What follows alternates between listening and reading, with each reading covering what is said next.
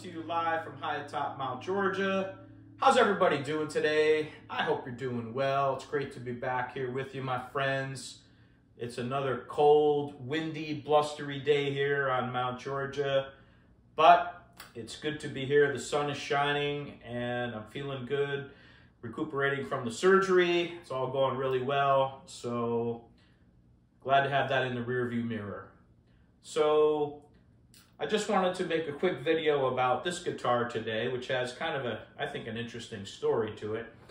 So 6 or 7 years ago, when I first decided to start playing guitar more seriously, I had really wanted a Gibson Les Paul, preferably like a flame top Les Paul. Like, who doesn't want one, right? But I really didn't feel like I deserved a real Gibson Les Paul. I still don't really feel like I deserve one, you know, as far as my playing ability goes. I just have a little more money than I had back then. That's the only reason I have good guitars. So, but anyway, at a certain point, a friend of mine had introduced me to the concept of the Chinese replicas of American-made guitars, Gibson and Fender. These are commonly known as Chibsons, right?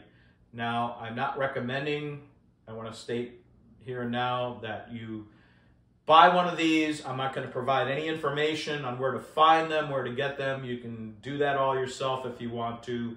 I recommend that you play authentic, buy Gibson guitars. I have many of them. I love them. They make great guitars, especially now. I don't want any trouble from Gibson. They're a very litigious company, so please don't buy any counterfeit Gibson products. Now, I will admit that, in fact, one of my first videos, I was scrolling through my old list of videos that I started when I first started this channel.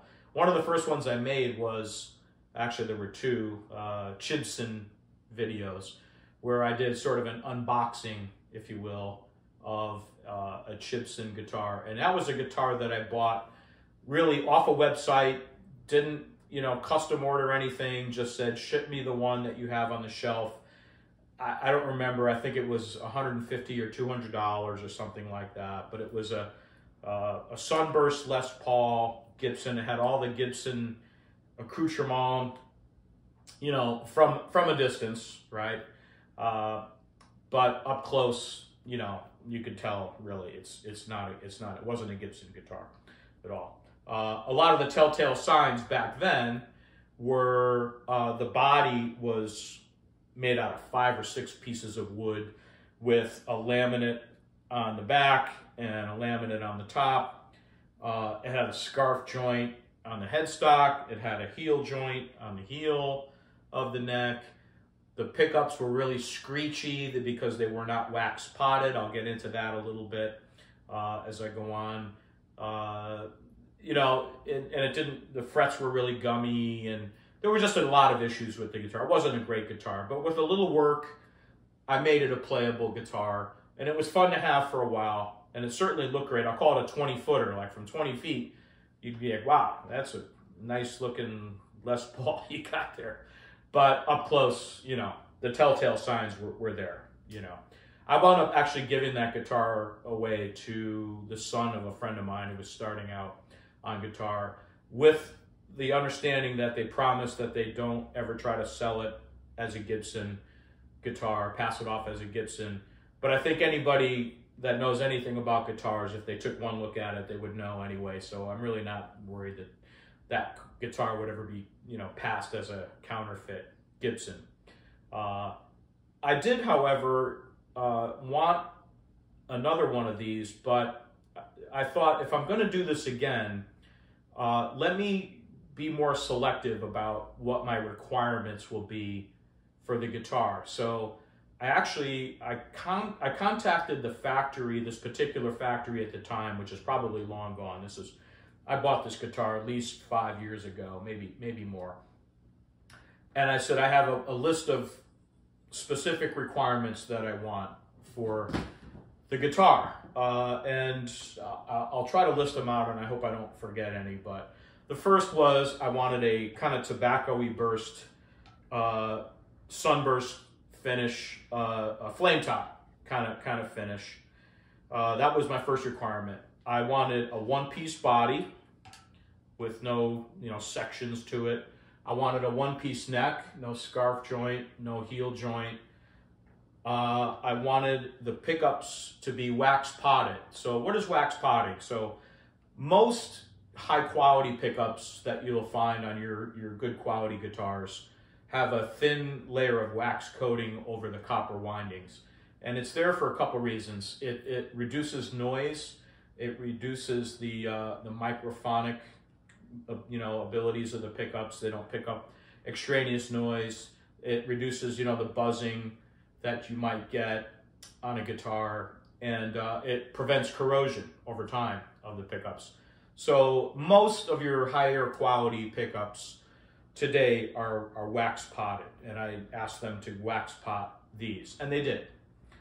Now, not all pickups are wax potted. Actually, PAF pickups, the famous, Gibson patent applied for pickups that, everyone is goes so crazy for, were not wax potted. And, those pickups, I've seen them sell for $8,000 or $10,000 a piece per pickup, just for the pickups, for the PAFs. But again, most pickups are wax potted, and I think it's a good idea. It made a big difference, I think, on this guitar in its noise reduction. There's very little, if any, buzzing on this guitar, and just tonal quality. So they did that. So it's a one-piece body. It's a one-piece neck.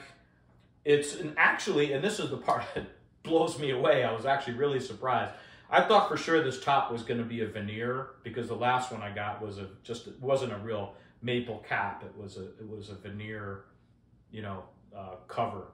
But this is actually a piece of maple, because I took the pickups off to check, and it's definitely a cap on there, a maple cap. And it also has that movement, which I probably won't be able to display all that well, but it has a three-dimensional quality to it, which, by the way, I'm going to give you a new word for the day.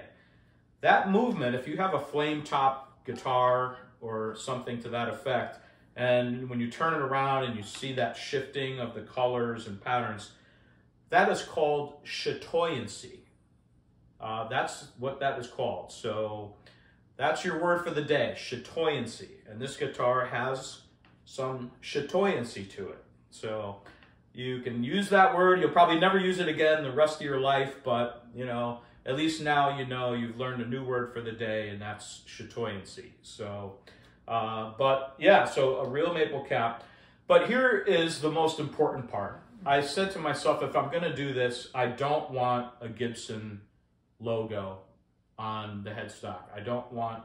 It still violates probably, certain licensing from Gibson in terms of the shape and the horn and the open book headstock and all that. I realize that. But I didn't want to put the Gibson logo on there.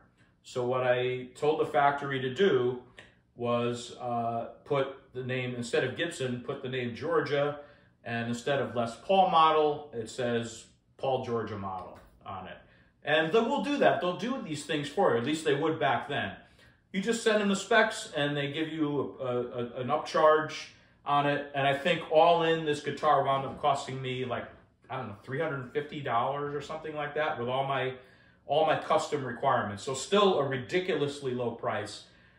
And for that money, it's a pretty great guitar. I mean, it needed a lot of work. It still does. I just, I didn't even try to play up on here, because I know the relief is all messed up on it, because I haven't played it, and I know it's gonna fret out up here and stuff. But it sounds pretty good. The neck feels great. I did have to do a lot of fret work on it, polishing and so forth. But what do you expect? I mean, that's what you're gonna get for that kind of money. But I'm glad I kind of rediscovered this guitar, because I'd forgotten about it. I hadn't had it out in a really long time, and it's I'm going to keep it around for a little while. And again, it's one of these things where I can't sell it, or at least who's going to want to buy it, right, with my name on it, So this will be a hand-me-down. to, you know, a young family member at some point as a sort of a, I don't know, a souvenir or something. I don't really know.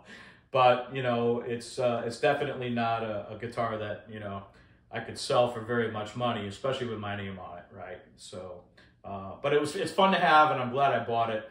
You know, obviously I've moved on to, you know, better guitars and enjoying them more. And again, I don't, you know, endorse the concept of Chibsons, and I don't recommend that you do that. But if you do, then what I recommend you do is design a logo for the headstock.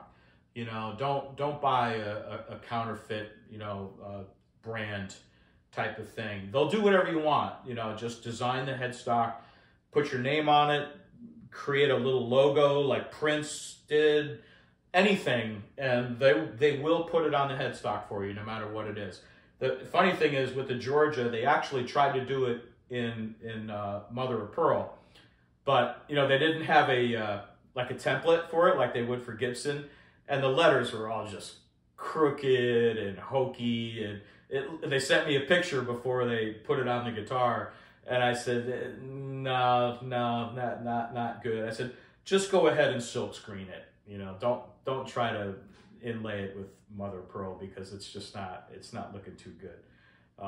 But you know, they did, and it came out really cool. And you know, again, it's a fun guitar. I'm glad I have it, and you know, I'm going to keep it out of the case for a little while and maybe do another setup on it and get it to play a little bit better. But I just wanted to you know, make a quick video here today with this one because I'm having some fun with it. And otherwise, I just hope you're really doing well. I really appreciate you tuning in. It's always great to be here with you. And I guess that's about it for today. Please take care of yourselves and take care of your friends. And until next time, this is Paulie G reminding you that when it comes to guitars, you only need one with your name on it. See you next time.